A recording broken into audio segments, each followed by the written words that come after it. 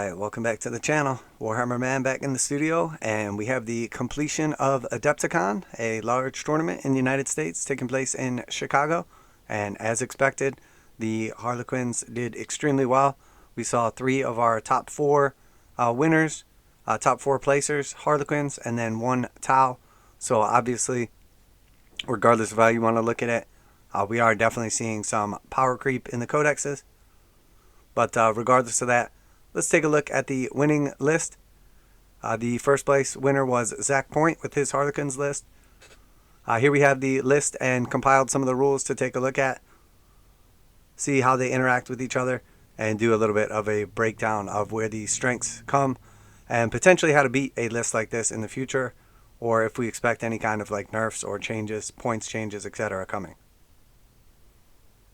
If you are new to the channel, make sure to like and subscribe for Warhammer 40,000, Kill Team, Necromunda, Age of Sigmar, and warcry content as well.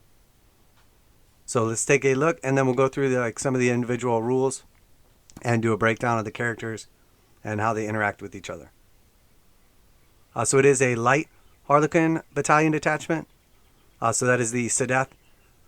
Basically like some unique things that you get similar to like the Craft World traits. And it did use Treasures of the Aeldari twice before the game started to get a couple extra relics. Starting with the HQ, we have the Shadowseer with Mirror of Minds, Webway Dance, Mirror Architect, and Shadowstone. Next we have the Troupe Master with Fusion Pistol, Segaras Rose, Favored of the Laughing God, Warlord, A Fit in the Future, and Player of Light. Then for our troops, we have 6 squads of Harlequin troops. The first is 5 with Blade and 5 Shurikens. Second is 5 with Blade and 5 Shurikens. Third is 6 with 4 Blades, 1 Embrace, 1 Kiss, and 5 Shurikens. Fourth is 6 with 4 Blades, 1 Embrace, 1 Kiss, and 5 Shurikens. Fifth is 5 with 4 Blades, 1 Kiss, 3 Shurikens, and 2 Fusions. And the 6th is 5 with 5 Blades, 2 Fusions, 2 Neuro Disruptors, and 1 Shuriken. And then on to the elites, we have a Death Jester with Harvester of Torment, the Laughing God's Eye, Champion of the Aeldari, with Favor of Segaroth. And then last we have the Solitaire. And then we have our heavy support. Squad of Voidweavers, 3 in that squad with Prismatic Cannons. Voidweavers, 3 in the next squad with Prismatic Cannons. Voidweavers, 3 in the next squad with Prismatic Cannons. For a total of 9 Voidweavers. Something that we saw in all the top lists. And then for our dedicated transport, we see 4 Starweavers. For a total of 103 power level, 8 command points, and 1,996 points. So now to just take a look at some of the individual rules and how they interact with each other. So we see the light ability is gained by all the units in that army. And that is the Slittaz Blaze of Light. Each time an attack is made against a unit with this characterization, if the attacking model is more than 12 inches away, an unmodified hit roll of 1, 2, or 3 for that attack fails, irrespective of any abilities that the weapon or the model making that attack may have. So, very, very powerful. The Harlequins have great shooting with their boats, keep their troops inside their boats, and then anything shooting at them more than 12 inches away is going to miss 50% of the time, irregardless of any abilities. Then on top of that, everything in the Harlequin army has a 4-up or better invulnerable save. So 50% of your shots are missing right off the bat. Then you have to roll the wound. And then 50% of your shots are getting shrugged right off the bat there. And then also, each time a unit with this characterization makes a normal move, advances in your movement phase, in your following shooting phase, the unit counts as having remained stationary. So it gives them the ability to basically move or advance and then still shoot and interact as if they were stationary. Now, also if you're not familiar, There's something called the Luck of the Laughing God, and essentially every turn, in addition to your regular command points and ability to use stratagems and rerolls, etc., the Harlequins have, at a 2,000 point level, 3 extra dice every turn. They can use these dice to reroll saves, wounds, attacks, etc. Obviously, they're used for durability or to ensure things, happening with higher probability. Part of the benefit of these dice is that you can basically use that reroll as many times as you want in a roll as long as you have dice available. So with the command point reroll, it's 1 per phase. With the Luck of the Laughing God, if you fail an important 4-up save, you can use as many of those points as you want to keep rerolling it until you succeed or run out. Now also, in addition to those 3 dice that you get, at the beginning of every battle round, you have the choice to roll anywhere from 1 to 6 dice. As long as none of those dice come up doubles, you gain those dice as additional rerolls for the Luck of the Laughing God.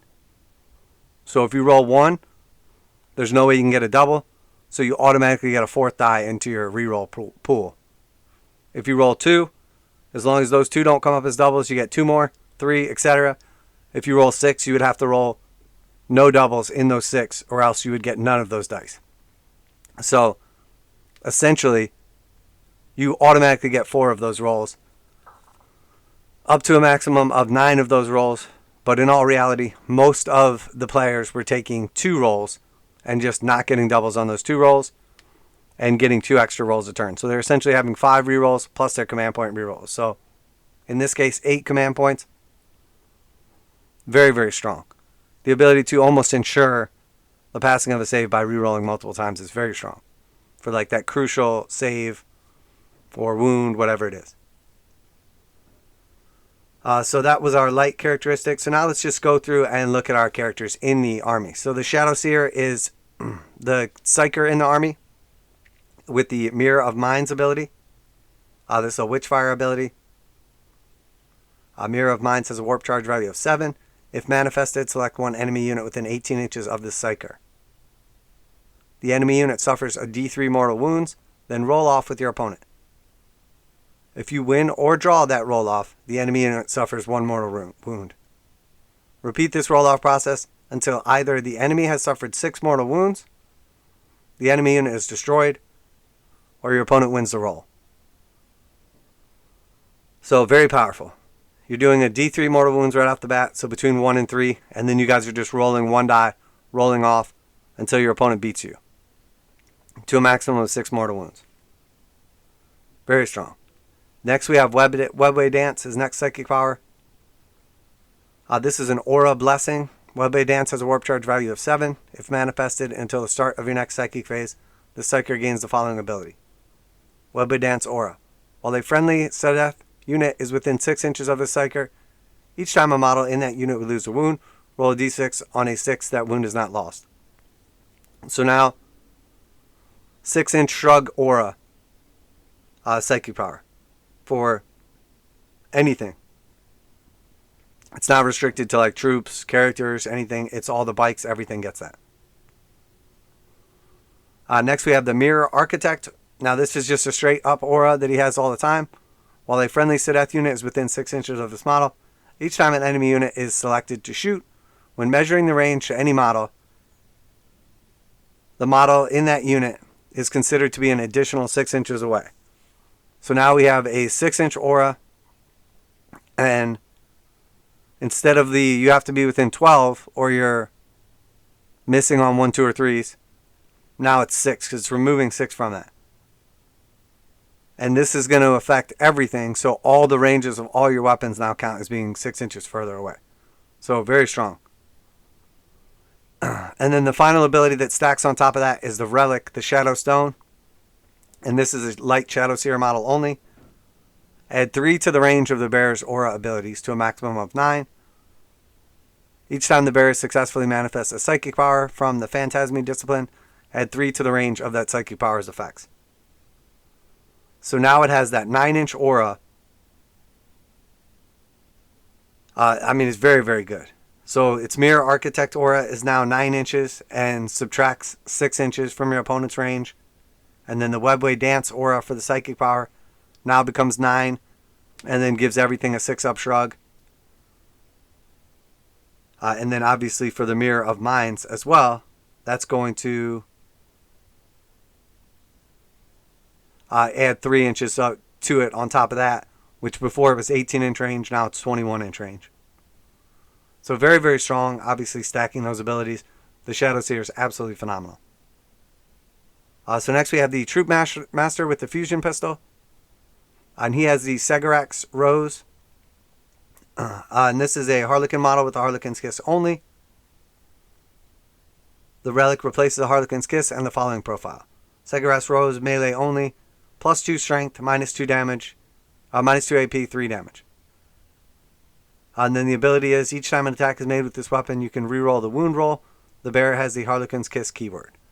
So basically, it just lets him reroll all wounds with plus 2 strength, minus 2 AP, and 3 damage. Very strong. Very, very strong. And then the Favored of the Laughing God allows him to take an additional Warlord trait. And in this case, the Warlord trait is a foot in the future. And then the foot in the future Warlord trait does, each time this Warlord advances, do not make an advance roll. Instead, until the end of the phase, add a D3 plus 3 to the move characteristic of this Warlord.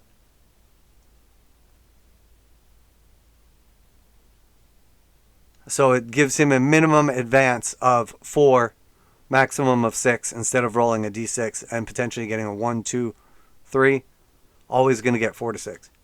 And then the most important part is the second part. Each time you make a charge roll for this Warlord, you can add 6 to the result.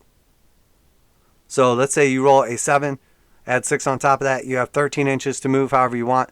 You can still only charge things that are within 12 inches because that is a requirement of charging. The unit has to be within 12 inches. But now, a 7-inch charge is automatic. Realistically, you add 6 to the roll. So the worst you can roll is 2 1s. So an 8-inch charge is an automatic charge. And then with their flip belt ability and everything, they can jump over anything in the way. So this just gives them, basically guaranteed charges for the Troupe Master. Very, very strong. Very strong. So next, let's go on to the Death Jester. Oh, I'm sorry. We still have the Player of Light, the Warlord trait. So the Player of Light Warlord trait is... this Warlord is eligible to perform heroic interventions if it's within 6 horizontally and 5 vertically to any unit instead of 3. Each time this Warlord makes a heroic intervention, it can move up to 6 inches. All other rules for heroic interventions still apply. Each time the Warlord fights, if it made a charge move or heroic intervention this turn, and if fight is resolved, add 1 to the strength and attacks of this Warlord.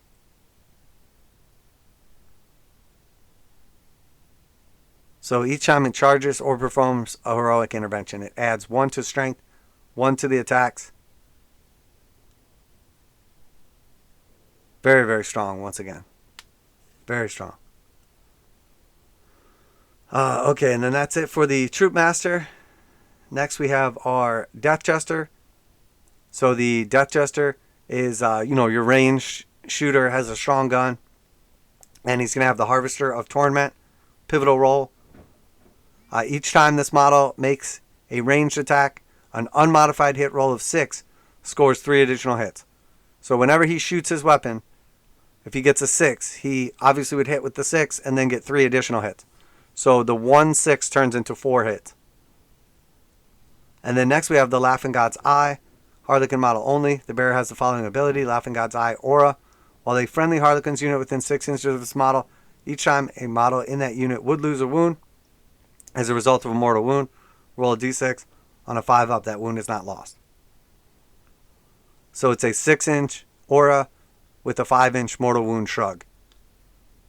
And again, that is any Harlequin's units, including the vehicles. And then next we have the Champion of the Aeldari, giving him a Warlord trait. And then the Warlord trait is the Favor of Segarax. Once per turn, when you make a hit roll, wound roll, or saving throw for this Warlord, after making the roll, you can treat the result as an unmodified roll of 6 instead. So after making the roll, you can treat the result of any one of your dice as a 6. So when we stack that with the Harvester of Torment, you now shoot with him. He has multiple shots.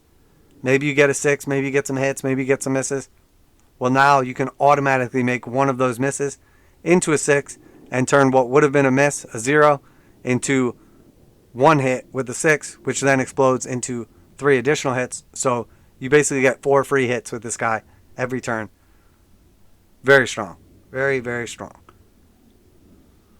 And then that is it for the special stuff on there. And then on top of that, we want to take a look at the Voidweavers. Obviously, they are extremely good as well.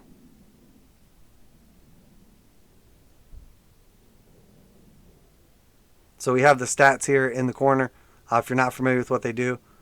But they are very good. So they are 16-inch movement. There's 3 of them in a unit. So 9 total in the army. They have 16-inch move, weapon skill 3, ballistic skill 3, strength 5, toughness 5, 6 wounds, 4 attacks, leadership 8, and 4 up invulnerable save. They cost 90 points each. So each unit is 270 points, and there's 3 of them in the army. So it basically composes, essentially almost half the army. But they have the option of either a Prismatic Cannon or the Voidweaver Hayfire Cannon. And then comes with 2 Shuriken Cannons as well. So the Shuriken Cannon is 24-inch range, heavy 3, strength 6, -1, 2 damage Shuriken. And Shuriken means if you wound with a 6, it gets an extra -2 AP. So it becomes 3 shots, strength 6, -3 AP, 2 damage. Pretty good. They definitely do some damage. The extra rending is nice as well. But the real reason these are great is because of the Prismatic Cannon. It has 2 different abilities to fire, either focused or dispersed pulse or lance. So it's just 2 different profiles for the gun. The focused lance is 36-inch range, heavy 2, strength 12, -4, 2d3 damage. So 2 to 6 damage per shot and 2 shots. So with 6 of these in a unit, or 3 of these in a unit, you get 6 shots at strength 12, -4, and they're doing 2 to 6 damage each. So essentially with 9 of these total, it's 18 shots at 36-inch range with 12 strength, -4, 2d3 damage.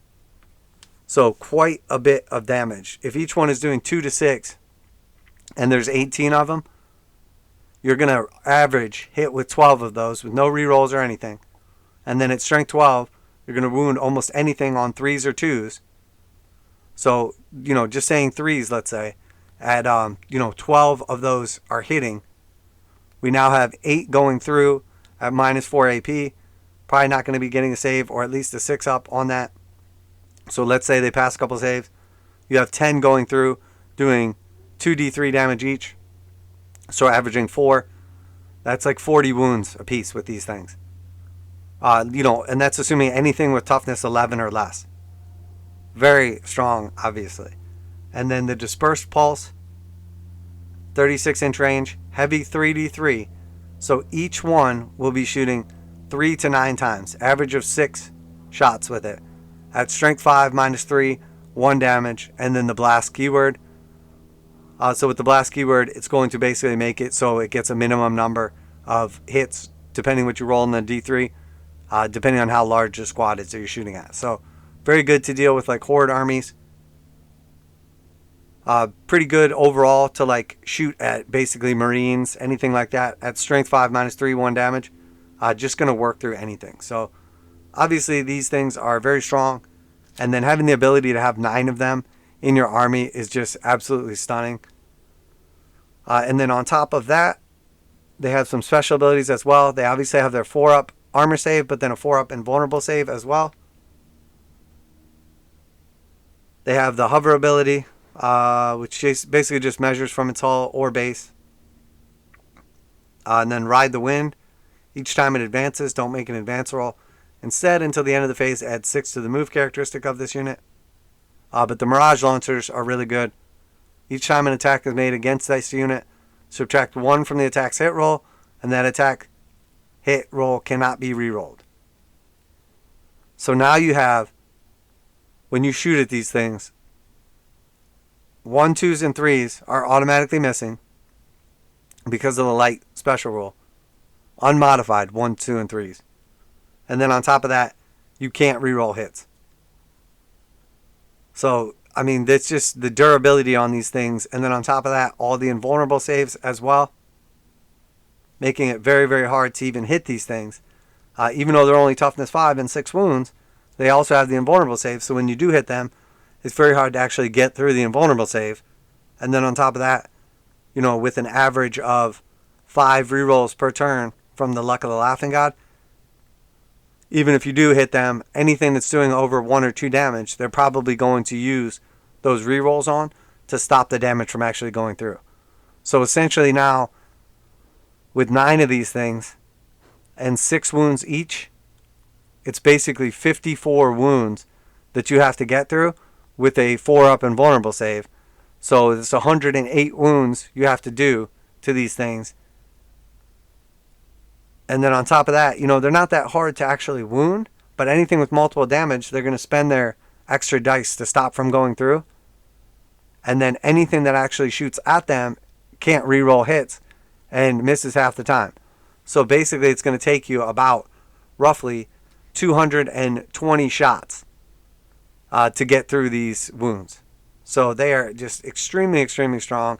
And then when we start taking into effect the ability to shrug off damage on a 6, mortal wounds on a 5 or a 6, removing 6 inches from your weapon's range, being like super mobile to get around the battlefield. There's just so many amazing rules on top of it. Very, very good. And then obviously with 36-inch range on them and a 16-inch move, they can basically get within, you know, they have a 52-inch threat range. So they have the ability to go after whatever they need to kill on the offensive. So they start off the game basically like clustered up together, all getting benefits from the aura abilities. And then if they can't just outshoot you from where they're at, they use their superior mobility to take out your key targets, whether it's indirect fire or things with tons and tons of shots that are doing 2, 3, 4 damage each. And then once they can take out those key threats, inside of all the boats, they have a bunch of Harlequin units protected as well. So in this case, there's 4 Starweaver transports, all filled with various Harlequins inside. So overall, very strong. Everything in the army has invulnerable saves. So high damage weapons are not useful. Anything that is paying a premium in their points cost, like custodes to hit on 2s, is suffering because now they're basically hitting on 4s. So you're paying a bunch of extra points for their ability to hit easily and their durability and whatnot, and instead they're taking away that hit easily because you can only score hits on 50%. So overall, this is a very, very strong army. Obviously, that's no secret to anyone. So let's talk about some of the issues with it, and then what we could potentially expect, and then some things I've discovered to kind of get around it. So first off, we know that part of the issue is similar to what we saw with the buggies, where essentially for the orcs, they were taking a bunch of selections of one buggy in different slots. So when you shot at that buggy, instead of being able to hit 3 of the buggies in a single unit, they were each individuals. So a lot of times, one of 2 things would happen. You would either dedicate too much fire and overkill a buggy and waste a bunch of shots, or you would split fire and then fail to kill the buggy, and then you wouldn't actually kill your target. So it makes it very hard to kind of judge. You have to basically get lucky. You have to judge very well, and then it has to work out perfectly, or you waste a bunch of shots, or you don't kill your targets all the way. You just end up wounding a couple things.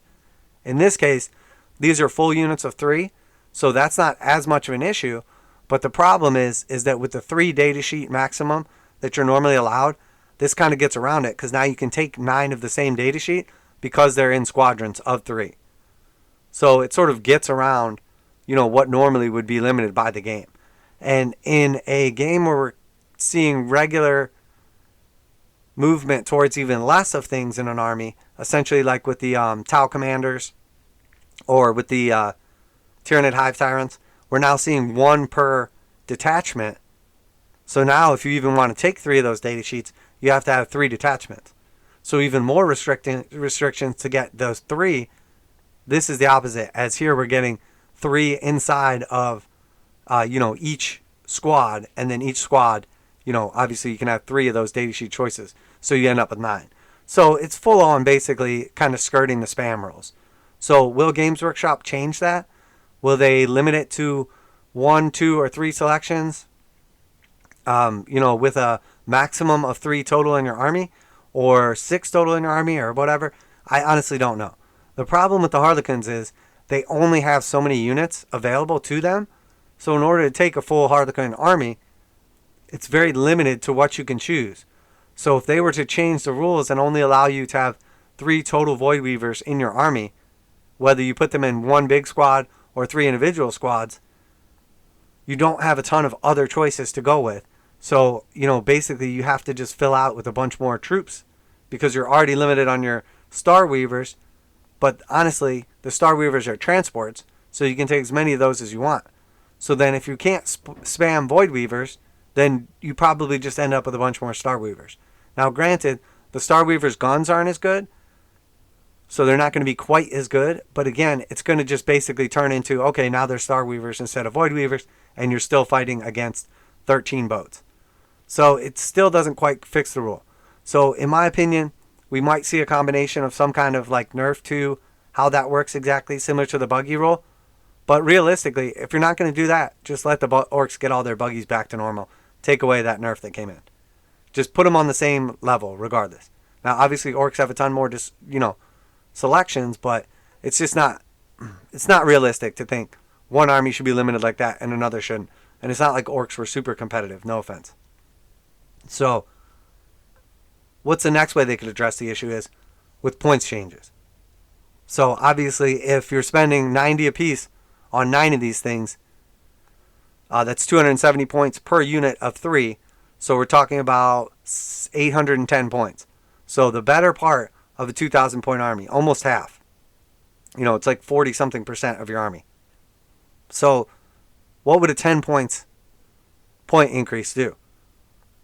Well, it would basically put each one at 100 points instead, and then it would go to, 900 points basically. Is that going to change the army much? Honestly, no. I mean, a 10-point increase, putting them up to 90 points apiece, 100 points apiece instead of 90, you're just going to end up with, what did I say, 810 it comes out to, 270 apiece. So 540, 7, so 810, yeah, so it would go from 810 to 900, so you'd have to take out 90 points. You're probably just going to drop like a Harlequin troop. Not going to change the army, not going to change the game, and I fully think people would still run 9 of them. So, I mean, what about a 20-point increase? Well, I mean, even then, what do? Just drop 2 of your units, or maybe drop, a Starweaver and 1 unit? I just honestly don't think that would change the list that much. I really don't. So the truth is, I don't think points would address the issue enough that it would change the composition a little bit, because you'd have to make room for those points. But I don't think it would change the way the army's played. I don't think that it would make the army particularly like beatable or anything like that. It would still be viable, which is what we want. We want this army to be good, but we want it to be a viable army, and we want it to be beatable. There's always going to be a best army, so it's never going to be fair. There's always going to be a worst army, etc.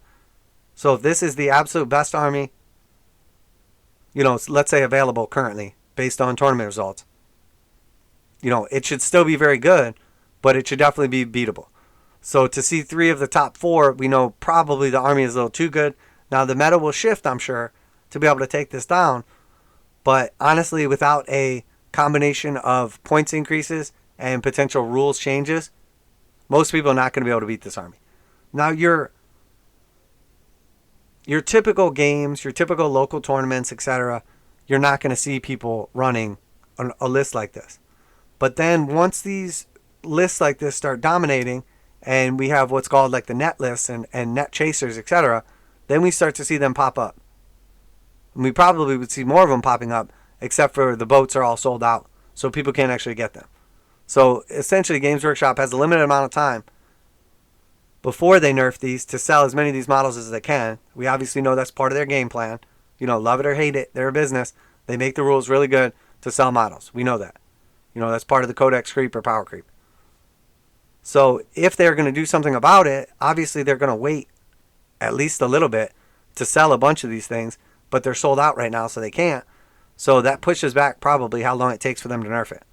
Well, we've seen them respond in fairly decent time from when the codex comes out to when we get some sort of like FAQ, rules update, kind of nerfs, whatever. I think it's going to take them a little longer because they're going to want to sell all these models. And right now, you can't even buy them and then just wait to get them. You have to actually, they're not even like available in the store right now. So essentially, I don't think a big nerf is coming anytime soon. If they do a points nerf, I don't think it's going to change the army anytime soon. And if they do a buggy type, nerf, I think it's probably going to come in a couple of months, with like the, like quarterly, essentially I can't remember what they called it. The data slate? No, that's not it. I can't remember what it was called. But it was like the quarterly, basically like nerfs that came out recently. So I think we've got some time. I think this army is going to be in the meta. I think a lot of people are going to be playing it. It's going to be very powerful. So what is the next option? Well, you just don't play Warhammer until it gets fixed. Okay. Well, that's not viable for most people. They like the game. They want to play it. So how do we beat this list?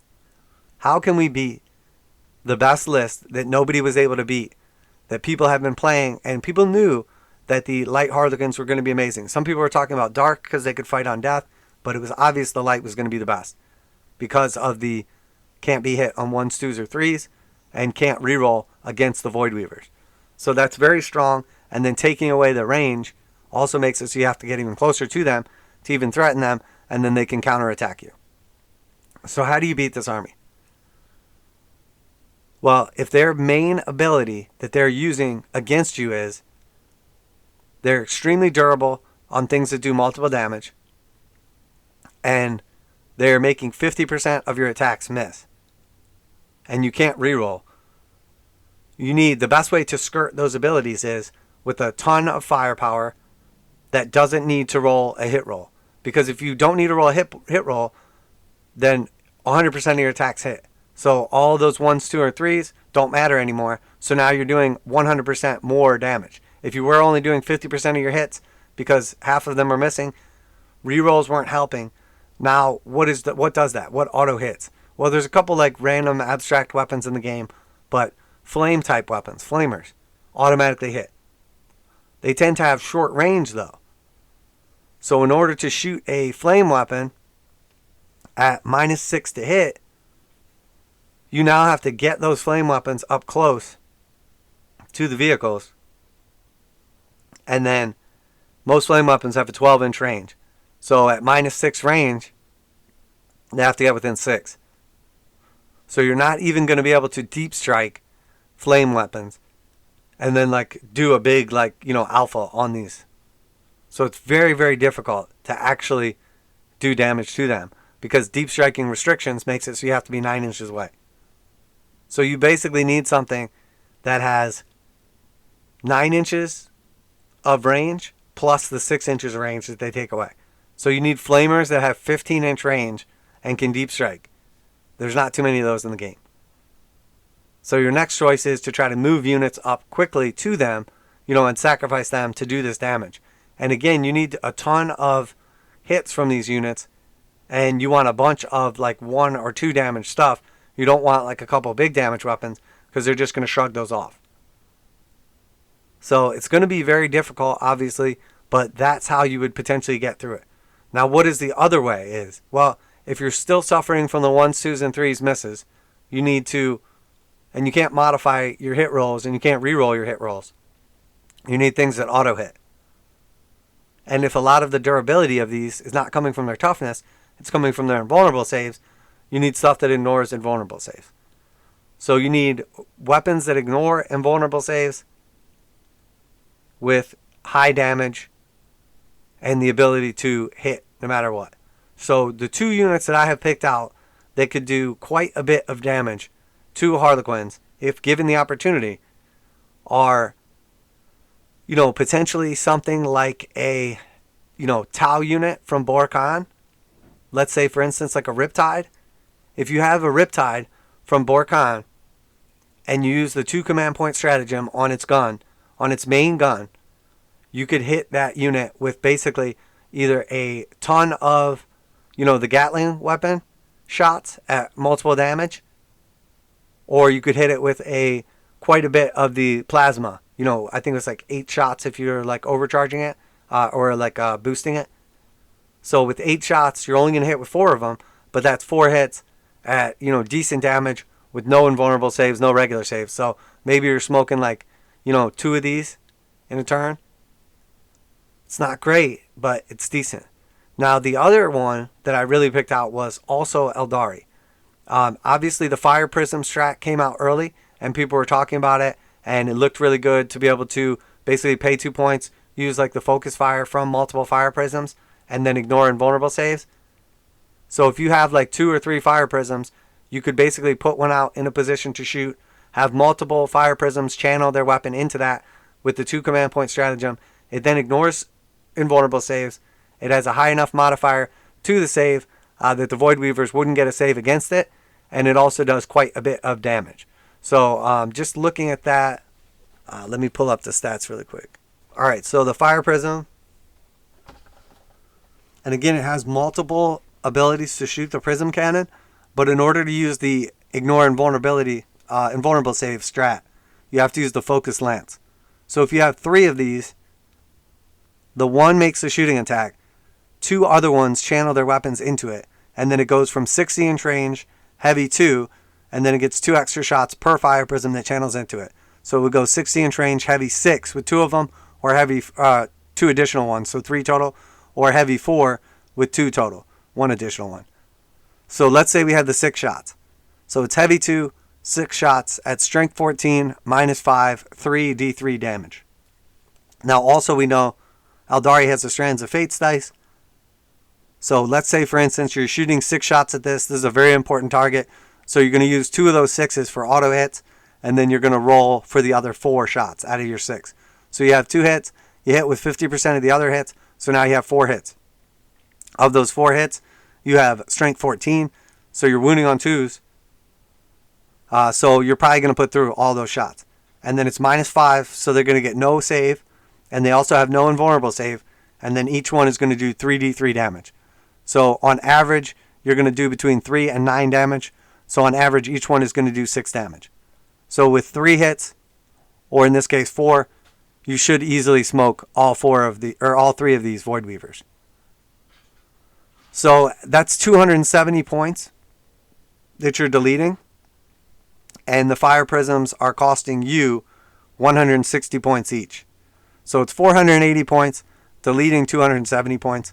They're pretty durable overall, but you really would have to conceal these because you don't want to risk them getting shot and killed. At toughness 7, 3-up save, 12 wounds, the Voidweavers could easily kill them. So potentially you're going to have to expose at least one of these and then keep the other 2 hidden within 12 to use that strat, and it's going to cost you 2 command points, and it's going to cost you, 500 points. So you could take vectored engines, which is very good. Once per battle in your command phase, you can activate the model's vectored engines. If you do so until the end of the turn, this model has the battle focus ability. So now you could basically pop out from hiding with one of these tanks, spend 2 command points, focus fire, kill 3 Voidweavers, and then pop behind cover again. There's still a chance that you roll poorly and you don't have enough movement to get back behind cover. So it's not a 100% thing. But there is actually a other stratagem that you can use without spending the points, but then you're just spending command points instead. So in this case, if we did that, if we went that route, let me just pull this up real quick. So if we did that route, you're spending 2 command points now for linked fire, and then you would have to spend 2 more command points for fire and fade. And you use this stratagem in your shooting phase after making an attack with Asuryani, Harlequin, or Ynnari unit, excluding aircraft. This unit can immediately make a normal move of up to 7 inches. Unless this unit is a Harlequin's unit, it cannot embark within a transport model at the end of the move. Until the end of the turn, that unit is not eligible to declare a charge. Units with a battle focus ability cannot make a battle focus move in a turn in which they are selected for this stratagem. So you could use the battle focus ability by giving it 20 points, and you can use it once per turn. And, you know, you're spending 20 actual points, and then you're rolling a d6, taking a chance. You could alternatively not spend the 20 points, and then spend 2 command points and get an auto move of 7. Or you could spend the 20 points for the vectored engines, and then use the matchless agility stratagem for 1 command point. Use this stratagem in your shooting phase. When an Asuryani unit from your army makes a battle-focused move, do not roll a d6 to determine the distance that unit can move. Instead, until the end of the phase, the unit can move up to 6 inches. So you guarantee the 6. So essentially now, just to do that combo, you're talking about, 480 or 500 points with the vectored engines. A minimum of 2 command points, possibly 3 with the vectored engines, or 4 without. Just to kill 3 Voidweavers. And that is the best way I've determined to kill Voidweavers. The alternative being, if you're using the Tau, suits, which again, ignoring the invulnerable saves, takes away the Harlequins player ability to use all of those luck dice, all of those laughing god dice. And that's what you really have to do. So you have to hit them with a bunch of shots to do a bunch of damage that ignore regular saves and their invulnerable saves, and they can't do anything about it. And that's the best way I figured out to do it. Now with the Riptide, again, you would have to play Borkon Sept to have that stratagem available to you. Riptides are not particularly popular right now. They're not like, you're not seeing a ton of Riptides in the meta. You're seeing a bunch of Crisis suits. But obviously the Crisis spam didn't work because that's what we saw. I mean, they still got top spots, but couldn't really beat the Harlequins armies. So we see the Riptide units coming in at 240 points for a Riptide. 250 with the Ion Accelerator. So 240 to 250. So again, you could take quite a few of these, but you can only use that strat once anyway. So the Borkon strat is only going to be able to use once per turn. But the Riptide's weapons, you have the Heavy Burst Cannon, 36-inch range. So we know we're going to subtract 6 from that. So you have to get within 30 inches. Heavy 12, Strength 6, -2, 2 damage. And then the Ion Accelerator is standard 72-inch range, so that'd be able to easily hit it. Heavy 6, 7, Strength, -3, 3 damage. Or Overcharge, 72 inches, Heavy 6, Strength 8, -3, 4 damage. And then obviously 1 is a mortal wound from overheating. And then the Riptide's Nova Reactor ability basically lets it boost its weapons with the Nova Charge. And what that does is it changes the Heavy Burst Cannon stats to 16 shots, or it changes the Ion Accelerator to 8 shots. So let's say you use that, and then you spend the 2 command points for the Borkon to ignore invulnerable saves. So now you have basically a Heavy Burst Cannon with 16 shots, or a Ion Accelerator with 8 shots. So we know right off the bat you're going to miss with 50% of those. So you're now going to go to 8 hits with the Burst Cannon, or 4 hits with the Ion Accelerator. And then Strength 6 and Strength 8 respectively, you're going to wound on 3s. So we know you're going to have 8 and then wounding on 3s. You're probably going to get 6 wounds through with the Heavy Burst Cannon at -2. They have a 4-up save, so it's going to take them to a 6-up. So they're probably going to be able to pass, at least one of those. So, let's say you get 6 or 7 through. That's going to do 12 to 14 damage with the Heavy Burst Cannon. So that's going to kill 2 of the boats. And then with the Ion Accelerator, same thing. So we had 8. We hit with 4. We wounded with, let's say 3 of them. At -3, they're going to get no save, and it's 4 damage each. So you're basically going to kill with 3 of them. 2 extras are going to roll over. So you're basically only going to be able to kill, 1 boat completely with the first 2 hits, and then 1 is going to be pretty well wounded with the second. So honestly, the best bet is probably a Heavy Burst Cannon on the Riptide Battlesuit to do an additional, to kill 2 of those boats. So again, you're spending, it's really not that bad. It's like 250 point unit, 240 point unit without all its other upgrades, whatever you pick. So 240 points, and you're killing 2 of those boats, you're taking out 180 points. and, a key part of their army. So pretty strong, but the invulnerable save ignoring ability is pretty key, in my opinion, to get through this. Now, some of the other units that I picked up on are, obviously things with flame weapons. So maybe, some of your longer range flamethrowers, but they got to be quick, because obviously if your opponent sees them coming, they're just going to get out of the way. I looked at the warp spiders. They're very good. They have a ton of shots. They have the ability to pop up and then fly away. The only issue is if you deep strike the warp spiders in and you land, basically 9 inches away, they're -6ing your range. So now the range of your weapon goes to 6 inches, if I'm not mistaken. That rule is there's so many rules to try to keep track of and see here. Did it actually take 6 away, or did it just count as being 6 inches further?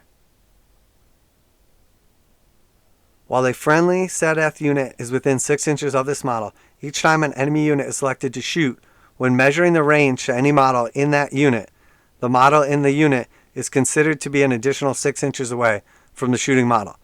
So the warp spider's weapons are 12-inch range, so they basically go to 6-inch range, and if you deep strike in, you'd be 9 inches away. So you would have to move up with the warp spiders. Now, granted, the warp spiders are 12-inch move, so you would have to basically charge, run forward 12 inches, advance another 6 inches with your, auto advance or just chance it. You could potentially have an 18-inch move and then another 6-inch threat range. So you would have to make it to within 24 inches of them, survive a turn without them counterattacking you while you wait, and then teleport up as quickly as you can, attack them, and then you would have some decent damage output. A unit of 10 warp spiders is, with the extra warp spider on the leader, is 11 D6s, which is basically 39 shots. So it's 39 shots and they auto hit. So if you have 39 hits at strength 6, wounding on 3s, that 39 becomes 26 hits at AP -2. So 26 hits, they're going to shrug off 15 of those hits, or 13 of those hits with a 50%.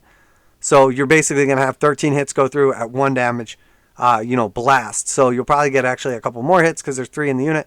So when it's all said and done, again, you're maybe going to kill 2 of these boats, and you're spending about 200 points in warp spiders. So you're basically trading. Not a great way to kill them. There's not a great way to kill them in the game because they have everything they need to stop flame weapons from hurting them, and then they have everything you need. So in all reality, you have to get rid of the mere architect.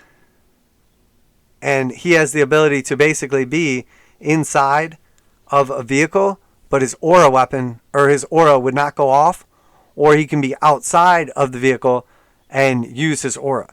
So essentially the Shadowseer has to be on foot casting this aura on everybody.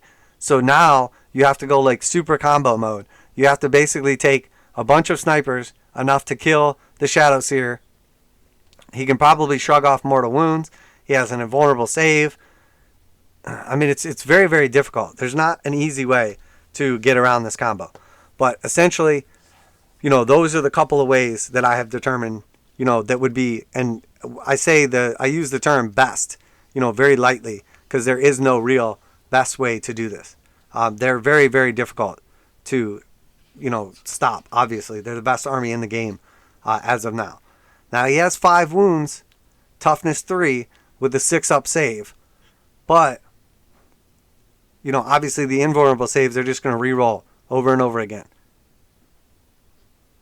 So, you have to basically have some serious amount of sniper firepower. And again, if you're missing 50% of the time, in order to do 5 wounds to this dude that he can't save, you basically have to do it with, a combination of mortal wounds and regular wounds. And the best sniper weapons, most of them are 1 damage. So at toughness 3 sniper weapons, and doing 5 wounds, you basically have to shoot him with 30 sniper rifles.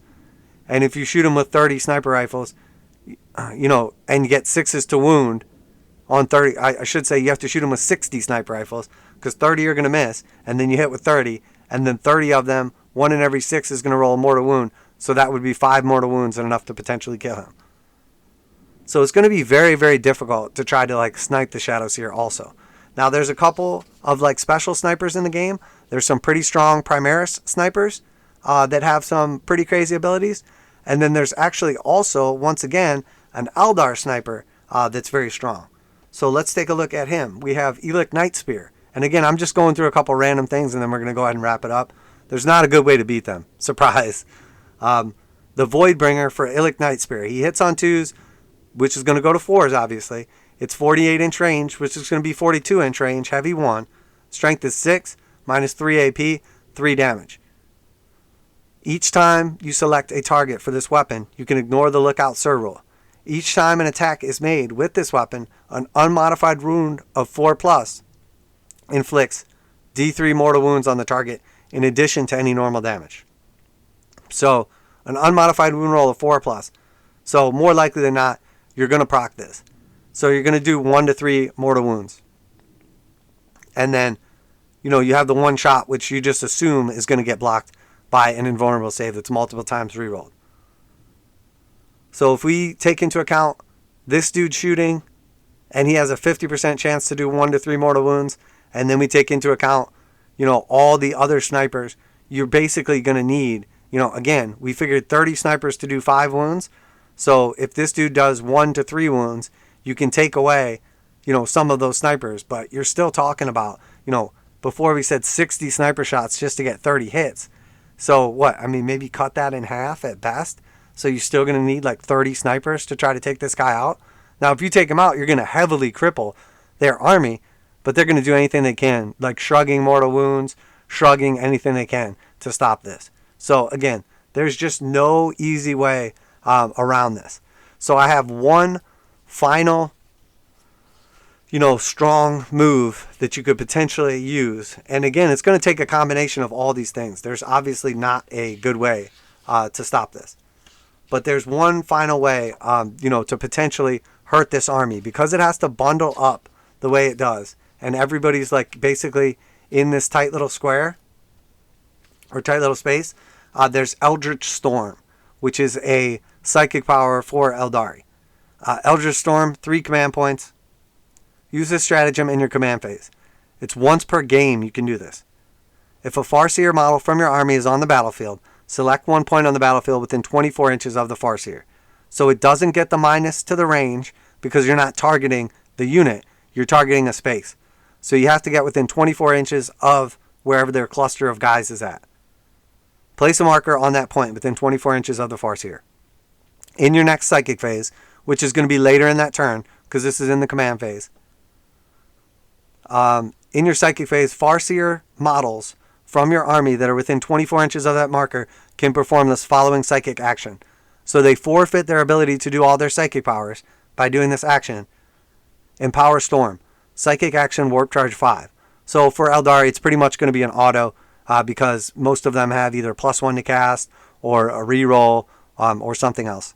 So it should be pretty easy to get a 5, obviously. It's very important for 3 command points, so you're probably going to use rerolls if you have to, etc. Any number of Farseer models from your army can attempt to perform this psychic action. So now you have to have at least 1 Farseer. Maybe you have 2 or 3 with Eldrad Ulthrin, if you're playing Ulthway, at the start of your next shooting phase. So we did this in the command phase, we empowered it in the psychic phase, and then now in the shooting phase, you're going to roll 1d6 for each unit within 6 inches of the center of the marker you placed. So you placed it within 24 inches, and now it has a 6-inch radius. So it's basically a 12-inch point. So essentially it's going to reach a maximum of 30 inches from where you cast it at after you moved. And, a minimum, assuming you put it 24 inches away, it's going to basically go from 18 to 30 inches away from you. And then, obviously it's going to be a, 12-inch bubble. And then of the center of the marker you place. Subtract 2 if the unit being rolled for is an infantry character unit. So on a 2+, the unit suffers a D3 mortal wounds and 1 additional wound for each time the Empower Storm psychic action was successfully completed this turn. That marker is then removed. You can only use this stratagem once. So assuming we just hit their huge cluster, and at the center of that cluster is the Shadowseer, and assuming we did it with, let's say, 3 Farseers, which is already a stretch because most armies are not going to have 3 Farseers, you would now have a 2-up against everything, but -2 for an infantry character, which would be the guy you're trying to kill, the Shadowseer.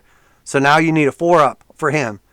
That unit suffers a D3 mortal wounds and an additional 1 mortal wound for each time the Empower Storm psychic action was cast.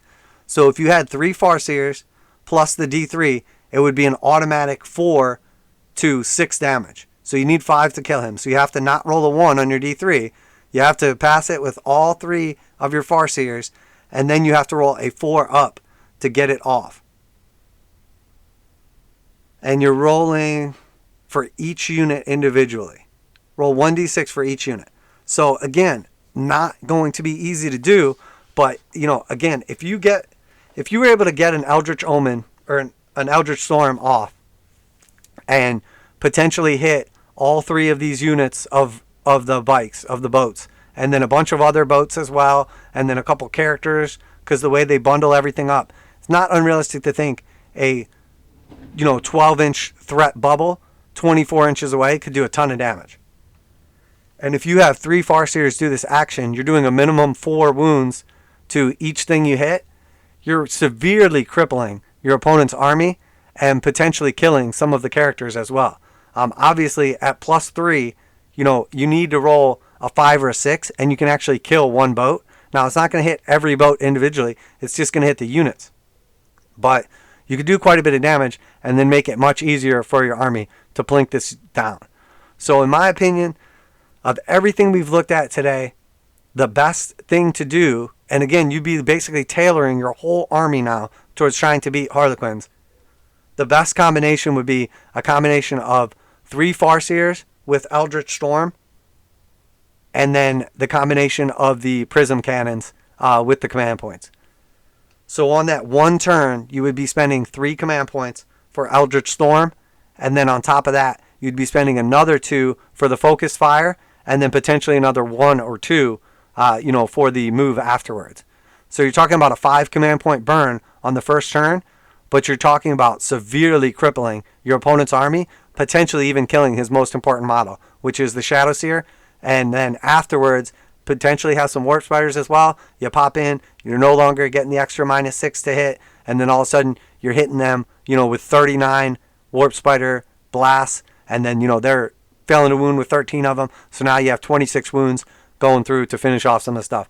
Now, at that point in time, you probably have won the game if you get all that off. Is that stuff also going to be useful against other people's armies? Well, yeah, Eldritch Storm's going to be very useful against, Tau, Crisis Suit spam, against, basically any army that's kind of bunched up. It's going to be powerful. Maybe you don't use it, but you're fielding 3 Farseers regardless. Warp Spider's going to be good in every game. Yeah, they're definitely going to be good.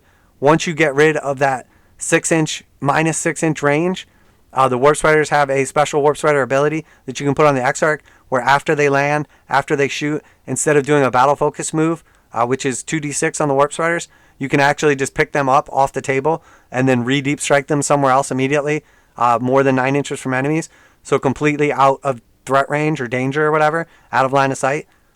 So you don't even have to necessarily trade with them, but in order for any of this to work, you have to first be able to take out that Shadowseer. So maybe you have some snipers. The snipers then have to be able to get visibility on the Shadowseer, and then you have to hit him with the Eldritch Storm and do a bunch of damage as well. So very, very difficult to try to pull off. Most of your snipers not going to be able to see him because he's going to know you're going to try to snipe him. So then what do you use? Maybe Shroud Runners, because they're extremely mobile. You can maneuver them around somewhere to where you can get a shot on them. You can hit them with the Eldritch Storm and then potentially kill him. Again, there's not a good way to do it. The other option would be using a bunch of snipers with like a Space Marine army, where the snipers are able to do like more than 1 mortal wound or more than 1 damage. Again, going to be very, very difficult to do. The Imperial Knights have a psychic power, have a stratagem in their current codex where they can basically use one of those crazy missiles they have to target a character. It costs a couple command points. It ignores invulnerable saves, and then it has like a -4 AP, and it does a d6 damage. So essentially, you pay a couple command points, target out the Shadowseer right off the bat, and then just nuke him potentially turn 1 by rolling a 5 or a 6 on the damage roll. Again, not going to be easy to do, but if you take out that Shadowseer, it severely cripples their army. But now in this case, all it does is take away like the 6-inch range, and your knights are probably just going to get smoked by all their guns. So there's no easy way to do it. That's just a couple ideas I came up with. I think the key to beating this army is being able to kill the Shadowseer, targeting a character, and then also being able to do massive amounts of like mortal wound or damage to like a clustered area, and then finally hitting them with massive amounts of either shots that basically don't have to roll to hit, so it takes away 50% of their damage stopping capacity and low damage, or hitting them with things that ignore invulnerable saves and do at least around 6 damage a shot. So in my opinion, that's the 2 best ways to beat it. It's not going to be easy. Who even knows if this army is going to be 50% of the field you face, or if you're going to go to a tournament and play your games and not even fight these once. Did you just cater your army to no one? If you're going to be a competitive list, though, you're going to run into this list somewhere, and then you got to have a way to beat it. And the mirror match on this list is not even that good against itself because it's so durable. So in all reality, I don't think this list is going to get nerfed anytime soon. I don't think it's going to be easy to beat. If you have thought of some other ways, other than just spamming a bunch of mortal wounds, a couple things that ignore invulnerable saves, and some flame type weapons, let me know down below. I have not thought of anything particularly amazing other than those. If something else comes up, maybe I'll do an update video. But thank you for tuning in today.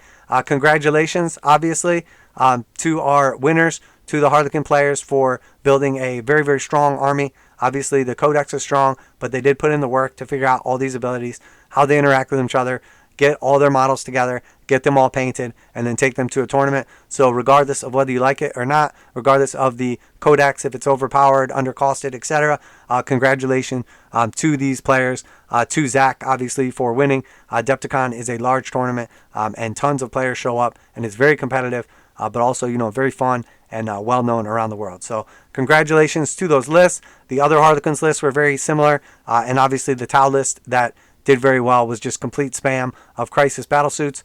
Would some of this other stuff that we talked about work against the Tau army if you run into it? It would probably be okay. But again, you're basically like catering your list to build to beat like 1 or 2 specific lists. And who knows, with all the indirect fire from the Tau, maybe they just smoke your tanks, or maybe they have the ability to smoke whatever's around your Farseers and kill them off, etc. So, but that's it. Just figured I would talk about a couple of those things and go ahead and wrap it up there. Obviously, this video went very long, but there's going to be a lot of people curious on what is so good about this list. How do you get around all of its abilities? What even are all of its abilities? And then, of course, is there some way to beat it? So that's the best I have for you guys. Hopefully you enjoyed the video today. If you like this kind of content, Warhammer 40,000, Kill Team, Necromunda, Age of Sigmar, and warcry content as well, make sure to like and subscribe. Obviously, this video was very focused on highly competitive lists and trying to beat the best list in the world, and essentially trying to figure out what units you would need to even put in your army should you face this list to be able to even stand a chance against it. Hopefully I have provided a couple of opportunities, and with the community, with people thinking and mulling around, other people can come up with even better ways to defeat some of these units. And then in time, I imagine Games Workshop will do some kind of like rules or points changes that will probably balance it out a little bit. But the truth is, I hope they don't nerf Harlequins into the ground. I don't expect that they will. Same with Tau and the bodyguard rules, etc. I wish they would just make it a little more balanced, but I don't want to see these armies go away. People work very hard to collect their armies, to paint up their models, etc., and obviously want everybody's armies to be viable. So that's it for today. Warhammer Man Studios. I'm Warhammer Man, and I'm out of here.